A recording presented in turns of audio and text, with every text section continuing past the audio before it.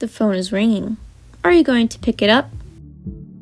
Today, I'm going to play Gartic Phone, the telephone game. Artists and non-artists alike can both agree that the online game Gartic Phone is an absolute howl, but many have never ever even heard of such a game. So what's the hype even about? Well, as a first-time player, I'll show you this utter gem.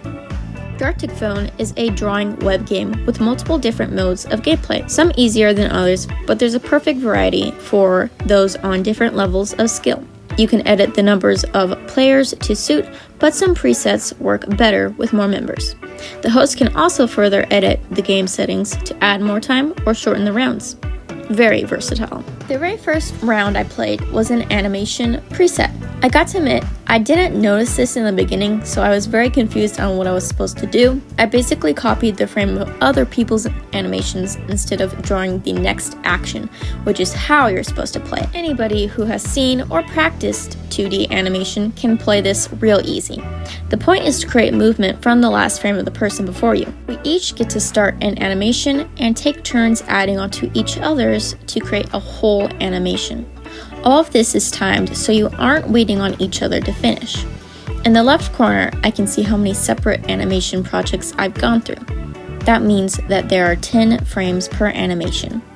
Another thing I specifically learned from the animation preset was that it's very hard to understand what the original animation was coming to. In other words, it was really hard to have a cohesive animation completed, but that's where all the laughter comes in. All of this is well worth it because once everyone is finished, the animations play in loops. It's great fun seeing how wild they get. My original narwhal turned into an orc creature. There's been a couple of random explosions. It's fantastic. After that one, we played a couple of rounds of the exquisite corpse. Now what in the world could that be?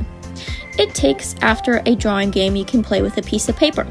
Technically, it's a folded piece of paper with 3 different parts. One part is the head of the character, the second part is the torso or body of the creature, and the last parts are the legs. I got to help finish several of these funny little dudes. To be honest, my favorite of these finished corpses, as you might call them, was my own cat. The next round was just the generic copying the next artist's art.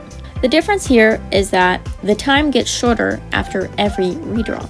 It's really hard. I didn't find this one quite as fun as the others, but it could be your jam. That is, if you like time challenges. I believe this preset is called Knockoff. After that, we switched to a different mode. We each wrote a descriptive sentence that is then given to the next player to create, and then given to another person to describe that in a sentence. Basically, this step continues until everyone has had a turn drawing and writing again. Not my fave, but a decent game mode. Plenty of ways to find fun and learn more creatively, either by example of other people completely destroying your art and turning it into something wild and unimaginable. But I have to say, this has been lots of fun, and I have learned quite a lot about Gartic Phone by playing just a couple of rounds. To end the night's gaming, the rest of us players finished with a round of animation. I rather enjoyed getting to play Gartic Phone with these people, even if I was almost in a state of constant confusion. Might take me a couple more games to fully understand all of the different ways to play.